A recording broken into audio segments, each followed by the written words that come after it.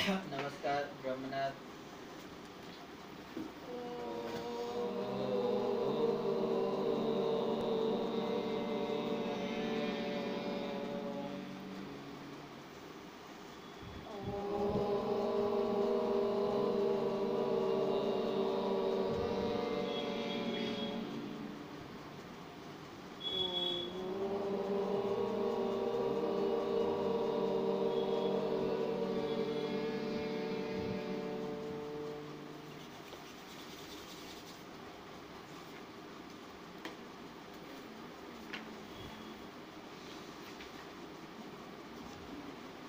नमस्कार श्री केशव केळवणी ट्रस्ट संचालित श्री सरस्वती विद्या मंदिर મહેમદાવાદથી હું ડૉક્ટર નીરવ શાહ। આપણે ધોરણ 10 ના વર્ષ 19-20 ગણિત વિષયના પ્રકરણ 4 દ્વિઘાત સમીકરણનો અભ્યાસ કરીએ છીએ।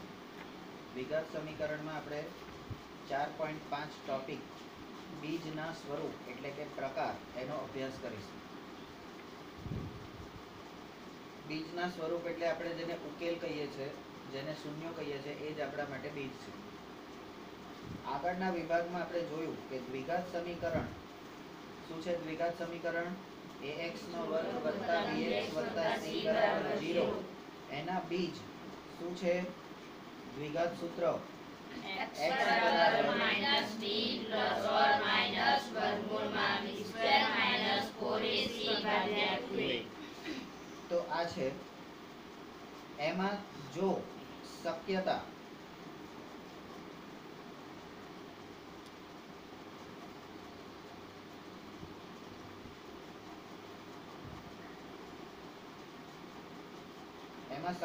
જો b² - 4ac ગ્રેટર ધેન 0 તો આપણને બે ભિન્ન બીજ મળે। બે ભિન્ન બીજ મળે જો ગ્રેટર ધેન 0 હોય તો, બરાબર। તો એ બીજ કયા કયા મળે? તો એક બીજ મળે એમાં -b છેદમાં 2a અને વત્તા વર્ગમૂળમાં b² - 4ac ભાગ્યા 2a। અને બીજું કયું મળે? તો -b ભાગ્યા 2a માઇનસ વર્ગમૂળમાં b² - 4ac છેદમાં 2a। આવી રીતે બે બીજ આપણને મળે, બરાબર। બીજો વિકલ્પ છે, જો આ b² - 4ac is equal to 0 એટલે શૂન્ય હોય તો એટલે કે 73 મણનો તો નડે, બરાબર। તો આપણને આ b² - 4ac એટલે દ્વિઘાત સૂત્રમાં આ પાછળનો ભાગ આખો શૂન્ય થઈ ગયો। તો હવે આપણને શું મળશે? તો કે x બરાબર -b/2a પ્લસ ઓર માઇનસ 0। અર્થાત અહીંયા આગળ બંને બીજ સમાન મળે। અર્થાત શું? x બરાબર -b/2a અથવા x બરાબર -b/2a। આમ સમીકરણ કયું સમીકરણ? દ્વિઘાત સમીકરણ ax નો વર્ગ વત્તા bx વત્તા c ના બંને બીજ -b/2a થાય, બરાબર। તો આથી આપણે કહી શકીએ કે આ વિકલ્પમાં દ્વિઘાત સમીકરણ ax નો વર્ગ વત્તા bx વત્તા c બરાબર 0 ના બંને વાસ્તવિક બીજ સમાન છે, બરાબર। એટલે અહીંયા આગળ આપણે શું લેવાનું? તો કે જો ગ્રેટર ધેન 0 હોય તો બે બીજ મળે, વાસ્તવિક બે બીજ મળે ને જુદા જુદા મળે। ઇઝ ઇક્વલ ટુ 0 હોય તો વાસ્તવિક બીજ મળે પણ બંને બીજ કેવા હોય? સમાન હોય, બરાબર। અને ત્રીજો વિકલ્પ છે કે જો b² - 4ac લેસ ધેન 0 હોય તો 73 મણનો તો એવી કોઈ વાસ્તવિક સંખ્યા ના મળે, બરાબર। આનો ઉકેલ શું? કોઈ ઉકેલ મળે નહીં કે એવી કોઈ સંખ્યા ના મળે કે જેનો વર્ગ b² - 4ac થાય। આથી આ વિકલ્પમાં આપેલ દ્વિઘાત સમીકરણના કોઈ વાસ્તવિક બીજ ના મળે. વાસ્તવિક બીજ ના મળે. બરાબર. Step number 3. હવે આ જે b² - 4ac છે ને, આ b² - 4ac એ કોણ છે? તો કે દ્વિઘાત સમીકરણ ax² + bx + c બરાબર 0 ના બીજ વાસ્તવિક છે કે નહીં, વાસ્તવિક છે કે નહીં એ નક્કી કરતો હોવાથી આ b² - 4ac ને દ્વિઘાત સમીકરણનો વિવેચક કહેવામાં આવે છે. આ વિવેચક એટલા માટે કે કોઈ પણ પરિસ્થિતિ હોય એ કોઈ પણ પરિસ્થિતિનું વિવેચન કરવાનું હોય. બરાબર. કે આ પરિસ્થિતિમાં શું થઈ શકે એમ છે, તો એની શક્યતા ચકાસનાર જે માણસ હોય એને આપણે વિવેચક કહીએ છીએ. અહીંયા પણ આપણને 3 પરિસ્થિતિનું શક્યતા બતાવે છે: >0, = 0 અને <0. બરાબર. તો એ શક્યતા ચકાસવા વાળો જે વ્યક્તિ હોય એને પણ વિવેચક કહેવામાં આવે, અને અહીંયા શક્યતા આપનાર જે વ્યક્તિ હોય એને પણ વિવેચક કહેવામાં આવે. અને આ વિવેચકો બરાબર તમારા બધાના જીવનમાં હોય જ. બરાબર. એ તમને સલાહ સૂચન કરે. જો બેન હો, આવું કરવું જોઈએ, આવું ના કરવું જોઈએ, આમ કરવું જોઈએ, તેમ ના કરવું જોઈએ. બરાબર. આવું કરો ને તો આવું થાય, આવું કરો તો આવું થાય, આવું કરો તો આમ ના થાય, અને આવું તો થાય જ નહીં. બરાબર. આવું બધું જે કહેનાર લોકો આપણા જીવનમાં હોય એને આપણે વિવેચક કહેતા હોય છે. અને આ વિવેચકો કોને સમજાવે? આ વિવેચકો સમજાવે કોને? જે તમારા જેવા બબૂચક હોય ને. બરાબર. તો આને આપણે બબૂચક કહીશે. આ વિવેચકને આપણે શું કહીશું? બરાબર. Step number 4. આથી દ્વિઘાત સમીકરણ એટલે આપણી થિયરી જે છે એ આપણે આટલી થિયરી છે. આ બોક્સ દ્વિઘાત સમીકરણ ax² + bx + c બરાબર 0 માટે વિકલ્પ 1 જો b² - 4ac > 0 હોય તો બે ભિન્ન વાસ્તવિક બીજ મળે. વિકલ્પ 2 જો b² - 4ac = 0 હોય તો બે સમાન વાસ્તવિક બીજ મળે.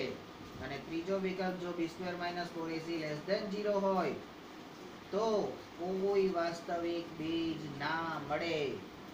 કશું મળે? Let and go. કશું ના મળે તો શું મળે? મેંગો. બરાબર. એ તો મળે જ ને. બસ આ 3 વિકલ્પો જે આપણે આગળ ઓલરેડી જોઈ ગયા છે, આ 3 વિકલ્પો તમને શેના માટે મદદ કરે? <0, બે ભિન્ન છોકરો છોકરી, = 0 બંને છોકરા અથવા બંને છોકરી, અને <0 કશું ના થાય એની જોડે. કેન્સલ. નપુસક. બીજ જ ના મળે અંદર.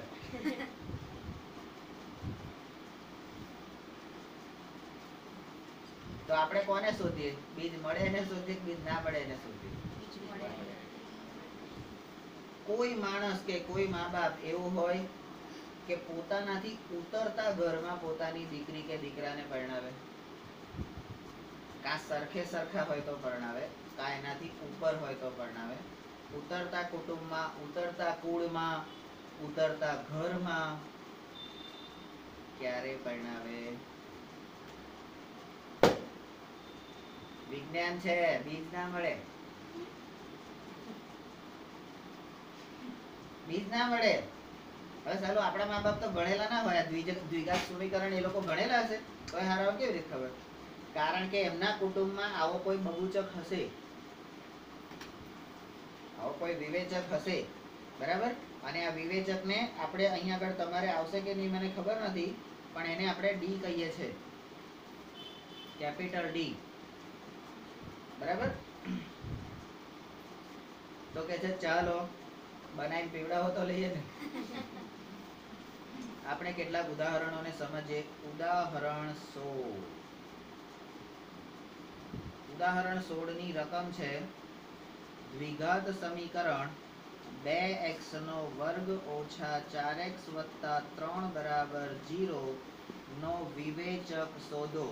આ વિવેચક શોધવાનો હોય એટલે આપણે શું શોધવું પડે? b² - 4ac. બરાબર.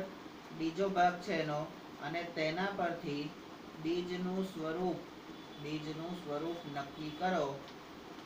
છોકરો છોકરી, બે છોકરા બે છોકરી કે હેંગો?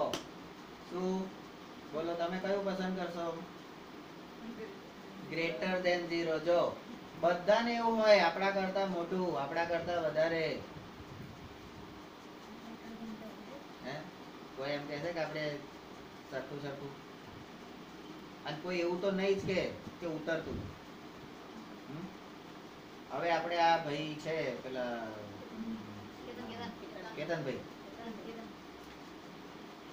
હવે કેતનભાઈને આપણે એમ કહીએ કે ભાઈ તમારે તમારા ગામની વાલ્મીકી સમાજની છોકરી વૈશાલી રોહિત, બરાબર, એની સાથે તમારે સંબંધ કરવાનો છે અથવા તો નક્કી કર્યું છે. બોલો તમારે શું કહેવું છે? તો કેતનભાઈ શું કહે? જો જોર જબરદસ્તી કરીને તો મારા ઘરની આગળ જ મોટું તળાવ છે, જેમાં પાણી હોતું નહીં, ડૂબીને મરી જઈશ. અને તરત જ બાજુમાં સ્મશાન છે, ત્યાં લઈ જવો પડશે નહીં, હું ડાયરેક્ટ જ પહોંચી જઈશ.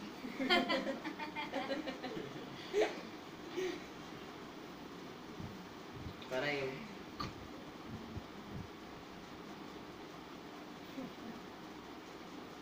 ના કરાય? કેમ? સારી ભણેલી ગણેલી સારા કુટુંબની હોય તો શું કરવા ના કરાય? ખોટું નીચેનાનો હાથ પકડીને તમે ઉપર લઈ આવો છો તો સારું કામ કરો છો ને, સલાહ આપી. પણ કે સમાજ શું કહેશે? સમાજ શું કહેશે? અને આવું આડું અવડું કરો ને તો સમાજમાં પાછા દંડ ભરવો પડે, પૈસા 25,000 રૂપિયા. બીજા સમાજની લઈ આવો ને, ધારો કે આ શું નામ તારું, જીત્યો, આદિત્યો, ધારો કે કોઈ ભરવાડની છોકરી લે, તારા બાપા અહીંયા કઈ દાટ્યું છે છોની મોની? બધા માર કરે છે. તો એ ભાઈ ભરવાડ સમાજની કોઈ છોકરીને પરણી લઈ આવ્યા. હવે મમ્મી પપ્પા તો બિચારા માને જ છૂટકો નહીં, એમને તો પોતાનો છોકરો એકનો એક પાછો, અને મમ્મીને રોજ કપડા વાળી આપે એટલે રેકોર્ડિંગ સોરી તો લઈ આવ્યા ભાઈ. એટલે સમાજના બધા ડાકોર ઠાકોર ને બાકોર બધા ભેગા થાય. રાયશંકભાઈ, તમારા છોકરાએ સમાજની પ્રથાનો ઉલ્લંઘન કર્યું છે. રાયશંકભાઈ કે ઓ સાહેબ એક મિનિટ, આ ઉલ્લંઘન એટલે શું છે મને સમજાય દો. તાકે જે લંઘન ના હોય ને એ ઉલ્લંઘન, તાકે લંઘન સમજાય દો, તાકે એ બધું પૂછવાનું ના હોય. કહી દીધું ને તમને ઉલ્લંઘન કર્યું છે, વાર્તા પૂરી. આ તો શું કરવાનું કે તો કે તમારા સમાજમાં દંડ ભરવો પડશે, નહીં તો સમાજ તમને નાક બહાર મૂકશે. એટલે કે નાક બહાર મૂકે તો બાકીની બે છોકરીઓનું શું? એટલે બાપા પછી 25,000 દંડ ભરી દે. 15,000, 25,000 અને પટેલ સમાજમાં 50,000 રૂપિયાનો દંડ છે. અને અમારા વાણિયામાં 1,00,000 રૂપિયાનો દંડ છે.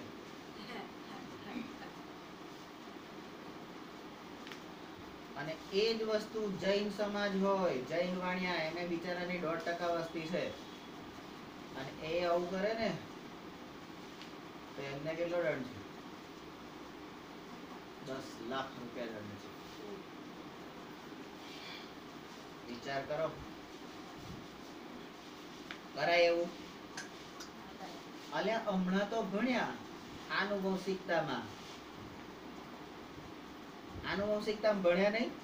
સમાજના હોય તો ગોળ ગોળ ગોળ ગોળ બધા કોણ થાય? ભાઈઓ બહેનો થાય. તો આપણે બહાર ખરું ને, પણ સમજે નહીં ને. આવું. ચલો તો બીજનું સ્વરૂપ હવે નક્કી કરીએ. આપણું સમીકરણ કયું છે? 2x નો વર્ગ ઓછા 4x વત્તા 3 બરાબર 0. એનો એક તો બહુજક શોધવાનો છે એટલે વિવેચક શોધવાનો છે અને બીજનું સ્વરૂપ નક્કી કરવાનું છે. Step number 1. આપેલ દ્વિઘાત સમીકરણ એ તમારું ax નો વર્ગ વત્તા bx વત્તા c બરાબર 0 પ્રકારનું છે. એટલે આ કોણ થયું? પ્રમાણિત સ્વરૂપ. બરાબર. એટલે સ્ટેપ નંબર 1 માં પ્રમાણિત સ્વરૂપ. સ્ટેપ નંબર 2 પ્રમાણિત એટલે આ એક નંબર અહીંયા આગળ આવી ગયો. પ્રમાણિત સ્વરૂપ સરખાવો. બરાબર.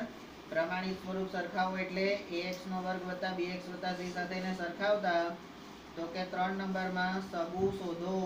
સગુઓ, સગાવાલાને ઓળખો. ભાઈ એના પપ્પા કોણ છે? એની મમ્મી કોણ છે? એના ભાઈ બહેન કોણ છે? એના કાકા કાકીઓ કોણ છે? એના મામા મામીઓ કોણ છે? એના દાદાએ ગામમાં કોનું ઉલેચું કર્યું હતું? કોની પર ફુલેકું ફેરવ્યું હતું? કોનું કરી નાહી ગયા હતા? બરાબર. એના મામાએ કેટલી પત્તર ખાડી લોકોની? આ બધી તપાસ કરવામાં આવે. ત્યાર પછી એટલે આ મિનિમમ કીધું અમે. કાકા અને મામા સુધી જાય એ મિનિમમ કીધું. એટલે આ બાજુ ફોઈની પણ તપાસ કરવી પડે કે એની ફોઈને કયા કુટુંબમાં નાખી છે ને ત્યાં કેવું છે. બરાબર. આ બાજુ માસીની તપાસ કરવી પડે કે માસીને કયા કુટુંબમાં નાખી છે ને ત્યાં એને કેવું છે. આ બધું જ્યારે ભેગું થાય બધું ઓકે હોય ને પછી બરાબર તમને એમ થતું હશે ગુરુજી આ બધું અમને શું કરવા સમજાવો છો? આ બધું અમારા મમ્મી પપ્પાને સમજાવો ને. તમારે તમારા મમ્મી પપ્પાને સમજાવવાનું. તમારા મમ્મી પપ્પા વિજ્ઞાન 10માનું ભણ્યા નથી, તમે ભણેલા છો. તમારે સમજાવી દેવાનું. બરાબર. તો સગુ ઓળખો. a બરાબર 2, b બરાબર -4, c બરાબર 3. તો સ્ટેપ નંબર 4 આથી વિવેચક b² - 4ac બરાબર -4 નો વર્ગ -4 × 2 × 3. હવે આ -4 નો વર્ગ એટલે ઋણ નો વર્ગ હંમેશા ધન થઈ જાય. એટલે 4 × 4 એટલે 16. હવે અહીંયા 4 દુ 8 અને 8 તરી 24. તો 16 - 24. 16 માંથી 24 બાદ કરો તો -8 રહે અને -8 એ લેસ ધેન 0 છે. હવે -8 લેસ ધેન 0 હોય. હવે જે 0 કરતા ઓછું હોય માઇનસમાં હોય તો સ્ટેપ નંબર 5 આથી આપેલ દ્વિઘાત સમીકરણનો કોઈ વાસ્તવિક બીજ શક્ય નથી, સંબંધ થાય નહીં. છેડા છેડી જોડાય નહીં.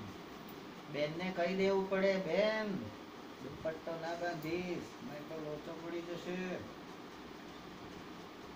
કારણ કે તમારા તમારી ઘરવાળીના છેડા કોણ બાંધશે? આ બહેનો બાંધવા આવશે. આમ જોરથી ગોઠ મારશે. મારા ભાઈનું આખી જિંદગી તૂટે નહીં.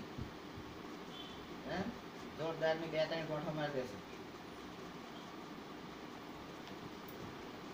ગોઠ આવીએ મારવા આવશે એટલે એને કહી દેવાનું જો લેસ ધેન 0 છે હો, નહીં કરવાનું. ઇક્વલ ટુ 0 હોય તો કે ઓકે ચાલ લાગે. ગ્રેટર ધેન અરે કરી જ નાખો તમે તમારે. ઉદાહરણ 17. ઉદાહરણ 17 ની રકમ છે 13 મીટર વ્યાસ વાળા. હવે આવી રીતે જ્યારે વ્યાસ આવે ને, વ્યાસ એટલે બામણ શું? આ વ્યાસ એટલે વર્તુળનો પેલો વચ્ચેનો ભાગ લીટો કરતો. હા, વ્યાસ.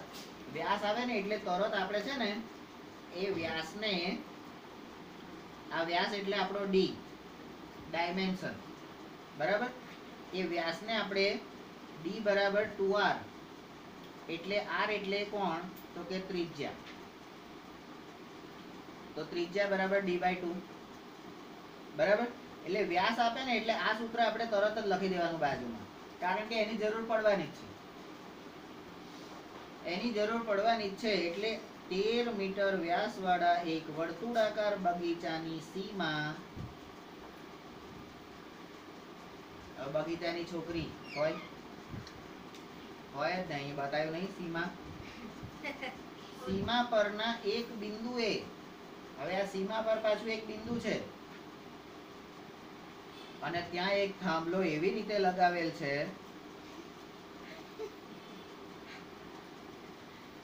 અહીંયા સીમાન બેહાડી, એની પર બિંદુન બેહાડી અને એની પર થાંભલો રોપી દીધો.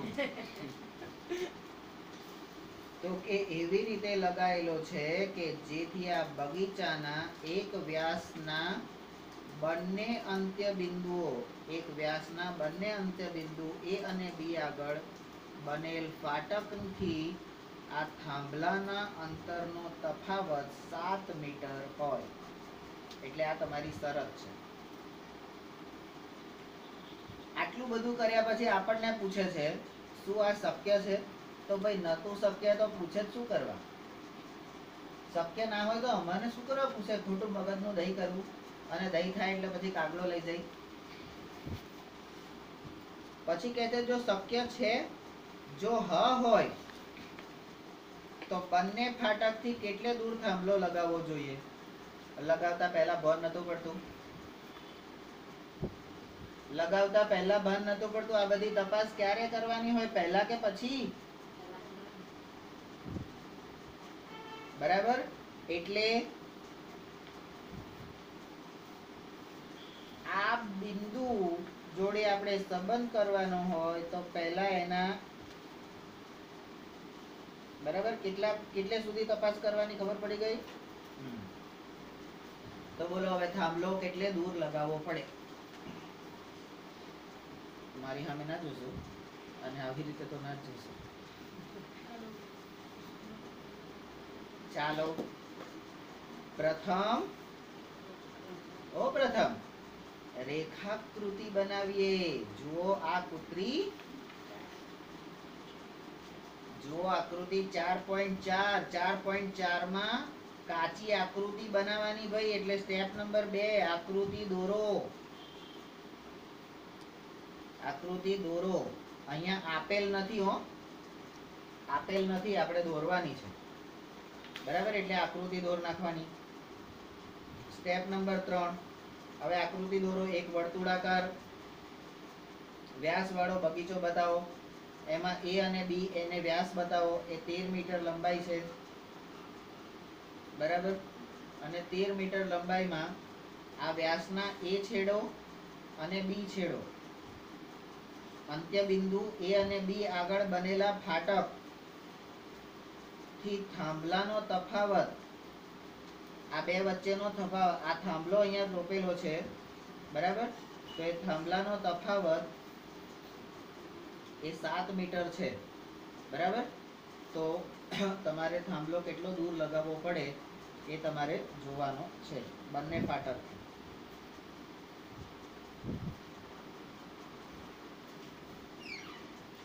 તો સ્ટેપ નંબર 1 આપણે રેખાકૃતિ બનાવી, 2 માં આકૃતિ દોરી, અને 3 માં ધારો કે P એ થાંભલાનું જરૂરી સ્થાન છે. આ થાંભલાનું જરૂરી સ્થાન એટલે કયું? તો કે બગીચાની સીમા પર એક બિંદુએ થાંભલો લગાવવો. એટલે બગીચાની સીમા તો આખો વર્તુળાકાર પ્રદેશ છે ને, એમાં કોઈ પણ એક બિંદુ, બરાબર, ધાર ઉપર એક બિંદુ બતાવવાનું, ત્યાં થાંભલો લગાવવાનો છે. સ્ટેપ નંબર 4, ધારો કે થાંભલાથી ફાટક B નું, આ થાંભલાથી ફાટક B નું અંતર એ x છે. થાંભલાથી ફાટક B નું અંતર x છે. અર્થાત BP બરાબર x મીટર થયું. સ્ટેપ નંબર 5, હવે આ થાંભલાથી બંને ફાટકના અંતરનો તફાવત, એટલે આ કયો થયો? બરાબર. બંને ફાટકનો તફાવત એટલે AP minus BP, AP minus BP, અથવા તો BP માઇનસ AP, કોઈ પણ લઈ શકો તમે. એ 7 મીટર આપેલો છે. હવે આનો ને આનો તફાવત 7 મીટર આપેલો છે, એટલે તમને જવાબ આપી દીધો છે. બરાબર.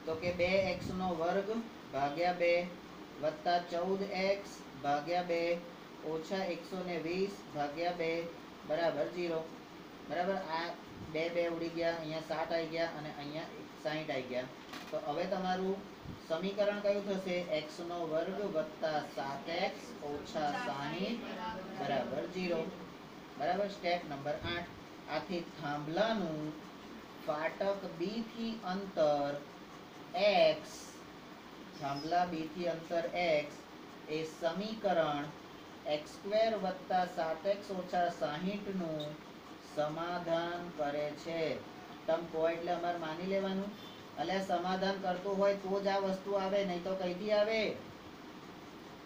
તો કે એવું કે હા, તો કે આથી જો દ્વિઘાત સમીકરણના બીજ સમાધાન કરતું હોય એટલે બીજ વાસ્તવિક મળે, વાસ્તવિક હોય તો થાંભલાનું સ્થાન નક્કી કરવું શક્ય બને. બરાબર.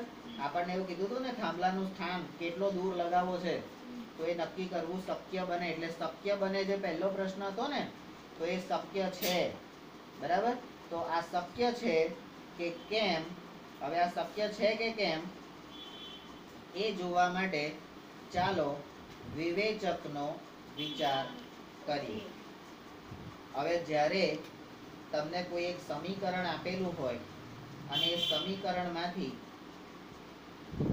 તમારે વિવેચકનો ઉપયોગ કરવાનો હોય તો તમારે શું કરવું પડે? તો અહીંયા સ્ટેપ નંબર 10 જે છે ને, સ્ટેપ નંબર 10 માં હું એ કરું છું. x² વત્તા 7x ઓછા 60 બરાબર 0. એને પ્રમાણિત સ્વરૂપ સરખાવો. ax નો વર્ગ વત્તા bx વત્તા c બરાબર 0. પછી કહે છે સબુ ઓળખો. તો કે a બરાબર 1, b બરાબર વત્તા 7 અને c બરાબર ઓછા 60. તો સબુઓ ઓળખો. ત્યાર પછી આ d વિવેચક, વિવેચક b² માઇનસ 4ac. અને વિવેચક એટલે શું? તો કે શક્યતા.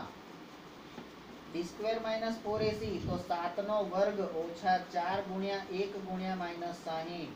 બરાબર. આ માઇનસ માઇનસ પ્લસ થઈ જાય એટલે અહીંયા આ લોકોએ તો મૂકી દીધું લો, તો પણ આપણે તો ગણતરી કરવી પડે ને.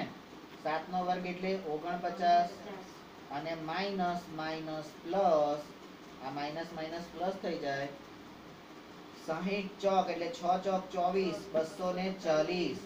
હવે 240 વત્તા 49 એ તમે 240 વત્તા 49 કરો તો તમને જવાબ મળે 289, 289.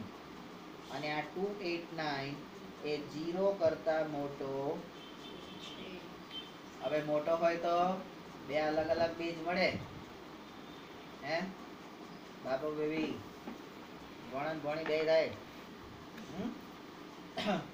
તો અચ્છા, તો શક્ય આથી આપેલ દ્વિઘાત સમીકરણના બે બીજ વાસ્તવિક બીજ છે અને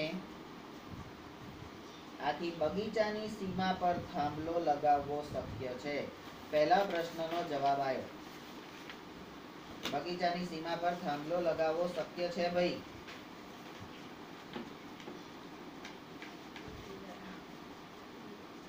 તો કે થાંભલો લગાવવો શક્ય છે એમ કે. તો કે હવે શું કરીશું? પહેલા પ્રશ્નનો જવાબ તો આવી ગયો. હવે સ્ટેપ નંબર 11 આવશે.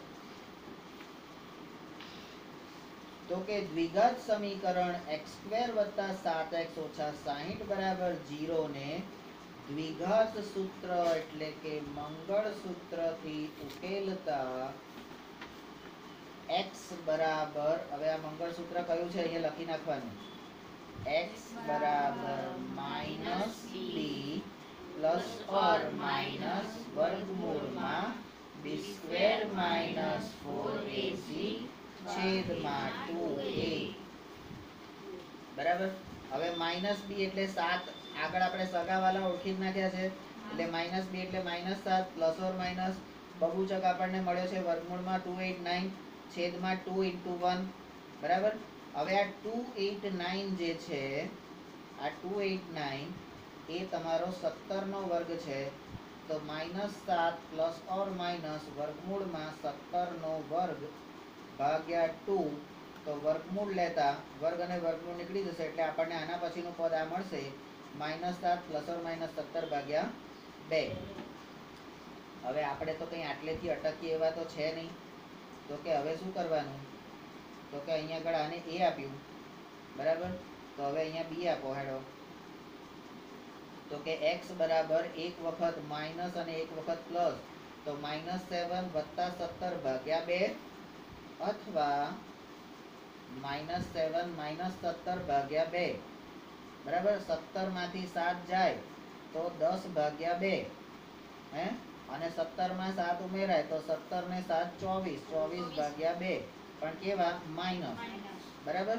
અને 10 માં 10 ભાગ્યા 2 એટલે 5 વત્તા, અને આ 2 ને 24 એટલે -12, તો આપણને જવાબ શું મળે x ની કિંમતો, તો એક વખત x બરાબર 5 મળે, વત્તા અને બીજી વખત x બરાબર -12 મળે, બરાબર. પણ સ્ટેપ નંબર 12, પરંતુ આ x જે છે એ થાંભલા અને ફાટક b વચ્ચેનું અંતર છે, અને અંતર ધન જ હોવું જોઈએ. અંતર હંમેશા, કોણે આવું શીખવાડ્યું તમને અંતર ધન જ હોય? અરે ધોરણ 9 ના વિજ્ઞાનમાં ગતિના પ્રકરણમાં પહેલું જ લીટી છે અંતર ધન હોય, બરાબર. ઓહો, તો તમે એટલે બધે પહોંચી ગયા એમ, તો કે વાંધો નહીં હેડો તારે, તો કે આથી -12 ને અવગણવું જોઈએ, હે. તમે જુઓ 2 મળ્યા, ગ્રેટર ધેન 0 હોય ને તો 2 મળ્યા, પણ એ 2 માંય ઘણી વખત એવું થાય કે એક રાશિ નીકળે. અહીં આપણે રાશિ નહીં ગણવાનું, આપણું ગણવાનું, બરાબર. છોકરો અને છોકરી 2 બીજ મળ્યા, બરાબર. છોકરીને શું કરવાનું, અવગણવી પડે, છે છતાં નથી કરીને રાખવી પડે. કેમ, તો કે પારકા ઘેર દાન આપવાની. મારી જ છે પણ છતાં મારી નથી એવું કરીને મારે એને ઉછેર કરવી પડે, કારણ કે ગમે ત્યારે આવીને પેલો તબડક તબડક તબડક કરીને આવશે સફેદ ઘોડા પર અને લઈને બેહાડી જતો રહેશે. એટલે આપણે ગણવાનો કયો, તો કે ધન વાળો. હવે ખબર પડી કે સમાજમાં ભેદ કેમ છે, છોકરા છોકરીનો ભેદ કેમ છે ખબર પડી ગઈ ને, હે. આ બીજ છે ને બધું શીખવાડ્યું.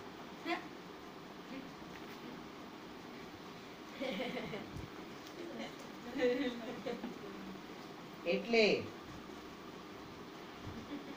આપણે x બરાબર 5 એને જ આપણે ગણવું પડે, કારણ કે અંતર ધન હોય અને આપણું ધન એ જયદીપ હોય. કારણ કે આ તો પરાયા ધન, પારકા ધન, આપણું હોવા છતાં દાન કરી દેવાનું. જા લઈ જા ભિખારી. કારણ કે આપણે દાન કોને આપીએ, આપણા કરતા ઉતરતા હોય એને જ દાન અપાય ને. જા લે. શું કેવું છે? એટલે આપણે શ્રેષ્ઠ છે એમ, આપણે મહાન લોકો છે એવું વિચારવાનું. આ બાપો, આના બાપો, હું, બરાબર. આમાં તો આટલી બધી છોકરીઓ, હું આટલા બધા દાન નહીં આલું. પછી કઈ જઈ કરવાનું.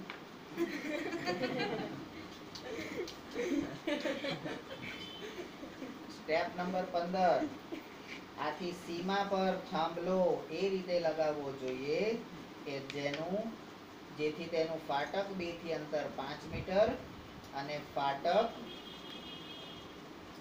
A થી અંતર 12 મીટર હોય, બરાબર. ફાટક B થી અંતર કેટલું હોય, A થી 12 મીટર અને B થી 5 મીટર હોય, બરાબર. ઉદાહરણ 18. કેટલી મિનિટ થઈ ભાઈ? 39. હવે ઉદાહરણ 18 જે છે એનું સમીકરણ આપણને આપેલું છે 3x નો વર્ગ ઓછા 2x વત્તા 1/3 બરાબર 0. એનો વિવેચક શોધો. એનો બીજો ભાગ છે તે પરથી સમીકરણના બીજનું સ્વરૂપ નક્કી કરો અને ત્રીજો ભાગ છે કે જો તે વાસ્તવિક હોય તો મેળવો. વાસ્તવિક હોય તો મેળવવાનું છે. તો કે એવું? તો કે હા. તો કે સ્ટેપ નંબર ઉકેલનો સ્ટેપ નંબર 1.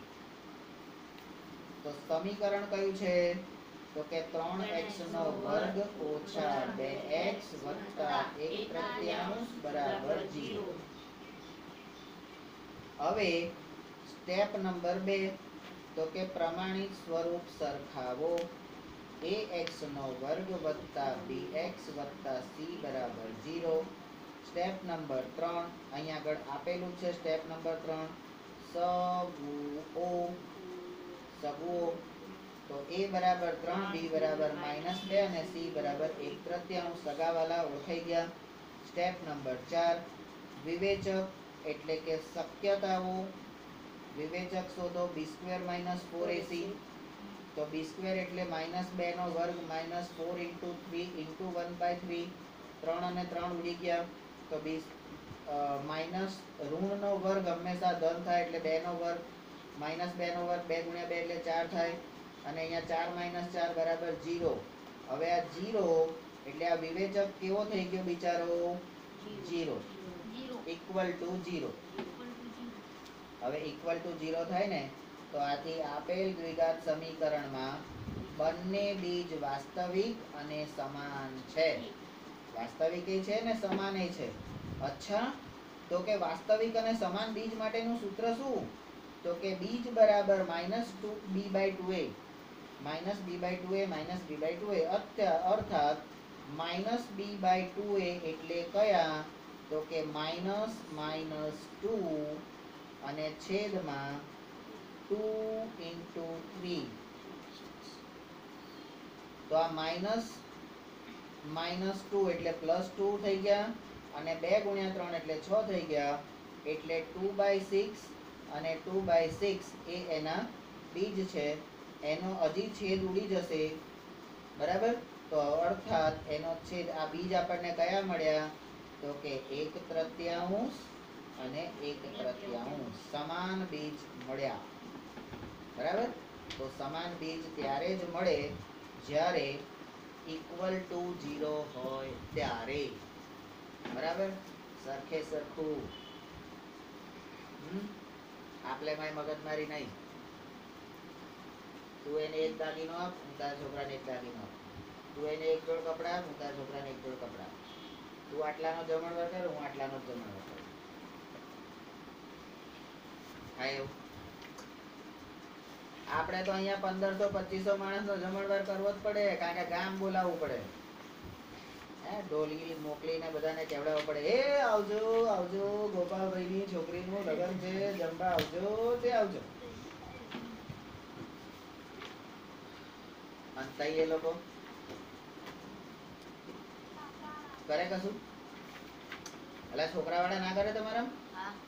આગલા દિવસ કરે ને? આગલા દિવસ ગામ જમાડી દે ને લગન પહેલા? લગન પહેલા જ જમાડી દે ને? અને પછી લગનમાં તો 25-50 જણ કે 100 જણા જ આવે ને, થોડાક જ જણ.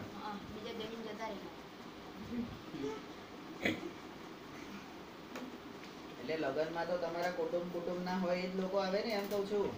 કે આખું ગામ આવે? ગધેડા. છોકરાના લગ્નનો જમણવાર તમે એકવાર ગામમાં કરી દીધો તો પછી જયારે પૈણવા અહીંયા આવે ત્યારે આખું ગામ આવે?